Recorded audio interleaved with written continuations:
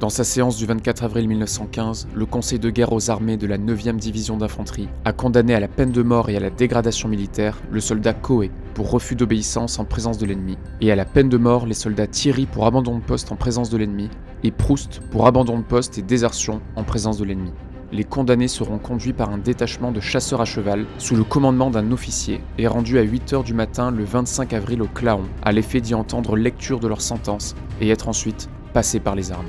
Et seront présents les régiments du génie et de l'artillerie cantonnés au Neufour et au Claon. Le lendemain matin, Clément, 27 ans, Gaston, 26 ans, et Alphonse, 22 ans, sont amenés dans un champ au Claon. Ils sont attachés à 3 poteaux. Après une petite cérémonie militaire et religieuse, le bataillon qui leur fait face exécute la sentence. Comment ai-je trouvé cette photo de ces 3 hommes juste après leur exécution? Comment est-ce que j'ai retrouvé leurs identités? Et comment ai-je mis la main sur tous ces documents d'archives? Aujourd'hui, je réponds à ces questions. Comme je vous l'ai dit précédemment, cette photo est présente dans l'album d'Arsène Roudot. Et il a laissé à l'arrière cette annotation qui a réveillé en moi l'envie d'enquêter sur cette affaire et vous proposer le documentaire que vous avez probablement déjà vu. Exécution de 3 fantassins au Claon. Une bonne partie de ces clichés ont été datés par Arsène, mais malheureusement, pas celui-ci. Cependant, on sait que toutes ces photos ont été prises entre février 1915 et août 1916, et grâce à ces commentaires manuscrits, on sait que lui et son régiment étaient cantonnés entre le Neufour et le Claon entre février 1915 et mai 1915. Il est donc presque sûr que cette photo date de cette époque. Je dois l'avouer, au début je ne pensais pas du tout pouvoir retrouver l'identité de ces 3 hommes. Je galère déjà à retrouver les noms et prénoms de ceux que l'on voit beaucoup dans cet album, alors celle de 3 fantassins dont Arsène était juste témoin de l'exécution, ça me paraissait impossible. Mais en fait, c'était extrêmement simple. Sur le site Mémoire des hommes du ministère des Armées, on retrouve une base de données des fusillés de la Première Guerre mondiale. En lançant une recherche, on peut afficher plus d'options. Et là, il est possible de rechercher par lieu de décès. J'ai donc tout simplement tapé le Claon, comme indiqué par Arsène. Là, on retrouve 5 hommes fusillés au Claon durant la Grande Guerre. En cherchant plus de détails, on trouve donc leur date d'exécution. Le soldat Bigerel est décédé le 28 décembre 1914. L'album d'Arsène commençant en 1915, ça me paraissait donc a priori impossible. Le soldat Coé, lui, est décédé le 25 avril 1915. Là, la date collée, c'était possible, tout comme le soldat Louchard, décédé le 4 mai 1915.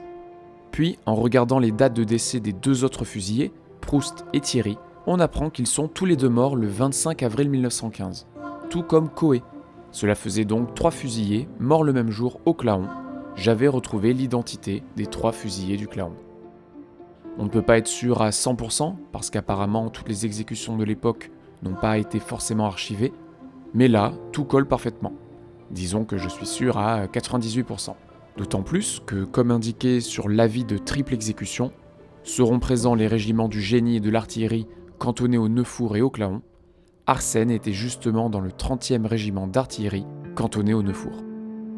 Concernant tous les documents, relevés des punitions, jugements, visites médicales, etc., là encore une fois, je dois juste remercier le site Mémoire des hommes. On trouve tout simplement, en bas de la page, tout le dossier de procédure numérisé. Et c'est très intense. 72 pages pour Thierry, 46 pages pour Proust et 108 pages pour Coé. Quand je vous disais que je pouvais faire 1 heure de plus sur le documentaire, je ne rigolais pas. Il y a énormément de documentation sur leur cas, que je vous invite donc à aller lire si vous voulez en savoir plus sur eux. Voilà donc comment j'ai fait, c'était tout simple. Le plus difficile après était de tout lire et de tout synthétiser en une vidéo cohérente. Revenons encore une fois sur cette photo, parce que durant mes recherches, j'ai eu quelques surprises. Déjà, en fouillant dans les collections numérisées de La Contemporaine, composées de dizaines de milliers de photos, je suis retombé sur cette photo. Elle est sous-titrée « Triple exécution de 3 soldats français condamnés à mort pour refus d'obéissance, le Claon, 1916 ». Alors, sur le coup, j'étais surpris, et plein de questions. Déjà, pourquoi est-ce que c'est écrit 1916, alors que j'ai réussi à établir la date précise du 25 avril 1915 ? Est-ce que c'est une copie ? Est-ce que c'est l'original qui est dans l'album d'Arsène Roudot ? Est-ce que c'est lui qui a pris le cliché ? Est-ce qu'il y a plusieurs tirages d'un même négatif ? J'étais confus. Ce qui est sûr, c'est que les photos sont complètement identiques. à l'exception d'une luminosité différente. Il semble aussi que la version présente dans l'album d'Arsène soit découpée différemment. Il manque une partie sur les côtés. Mais les sortes de rayures et taches sur les images sont les mêmes et semblent donc être directement présentes sur le négatif que nous n'avons pas en notre possession. Il y a donc eu plusieurs tirages. J'ai alors décidé d'envoyer un mail à La Contemporaine pour leur expliquer tout ça et tenter d'en savoir plus. Ils m'ont très rapidement répondu et m'ont expliqué. La photographie que vous mentionnez provient des albums Valois. La collection dite des albums Valois a été constituée par la section photographique de l'armée. Organisme créé en 1915 par le ministère de la Guerre, le ministère des Affaires étrangères et le ministère de l'Instruction publique. À partir de cette date, le gouvernement français dépêche sur les différents fronts occidentaux, puis d'Orient, des photographes appelés opérateurs, avec pour objectif de prendre tout cliché intéressant, du point de vue historique, destruction, ruine, etc., au point de vue de la propagande par l'image à l'étranger, au point de vue des opérations militaires. Ces 500 albums, classés systématiquement par département ou par thématique, contiennent des tirages originaux. Ils ont été donnés en 1956 à La Contemporaine, puis numérisés à l'occasion du centenaire de la Première Guerre mondiale, et sont accessibles librement dans notre bibliothèque numérique L'Argonaute. Je vous mets le lien en description. Après quelques échanges, ils m'ont confirmé que certains des clichés présents dans ces albums n'ont pas été pris par les opérateurs, mais ont été récupérés par ceux-ci auprès des hommes présents sur le front tout au long du conflit, qui possédaient donc pour certains des appareils photo, comme Arsène Roudot. Si vous avez vu ma vidéo sur l'album d'Arsène, vous savez que je l'ai beaucoup étudié, et je me suis rendu compte que cet album était probablement un medley de plusieurs photographes. Ça va de la toute petite photo à la très grande photo.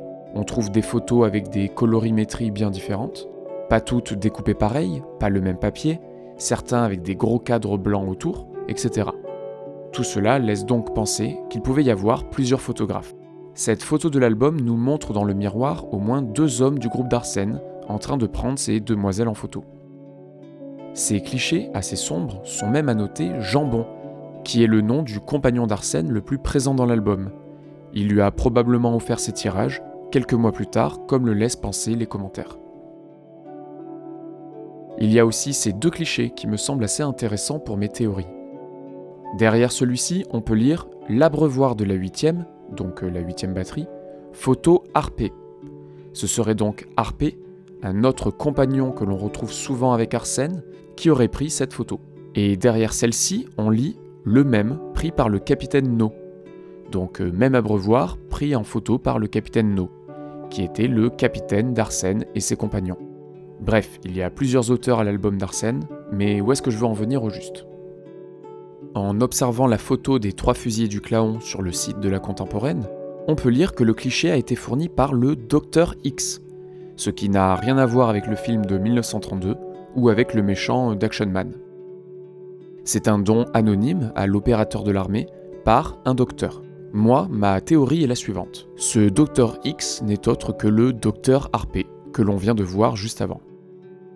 Le grain et la colorimétrie de ces 2 photos sont assez proches pour corroborer cette théorie. Et cela expliquerait pourquoi Arsène possède un tirage de cette photo dans son album. Quant à l'année 1916, notée par l'opérateur, moi j'imagine juste la scène à la fin de la guerre. L'opérateur récupère ce cliché auprès d'Harpé, qui préfère rester anonyme, et quand il lui demande la date et le lieu, il lui dit « Oh, c'était il y a 2 ou 3 ans, au Claon ». Pour finir, revenons sur nos 3 fusillés. Je n'ai pas réussi à trouver de descendants pour ces hommes. D'après moi, aucun d'eux n'était marié et n'a eu d'enfants. En tout cas, pas officiellement. Leurs familles n'ont a priori pas fait rapatrier leur corps après la guerre. Ils étaient tous les 3 enterrés au Claon, puis ont été déplacés en 1924 à la nécropole nationale de Florent-en-Argonne, où ils occupent les tombes 174, 176 et 178. Quand je suis allé en Argonne l'été dernier, j'ai visité l'une de ces nécropoles, celle de La Chalade. Je ne me suis pas rendu à celle de Florent-en-Argonne, je ne connaissais pas encore l'existence des 3 fusillés du Claon. À l'entrée de chacune de ces nécropoles se trouve un panneau explicatif. J'ai retrouvé en ligne le panneau présent à celle de Florent, où se trouvent Alphonse, Gaston et Clément. Et devinez ce qu'on retrouve comme photo sur ce panneau ? Si je retourne en Argonne un jour, je ne manquerai pas de leur rendre visite.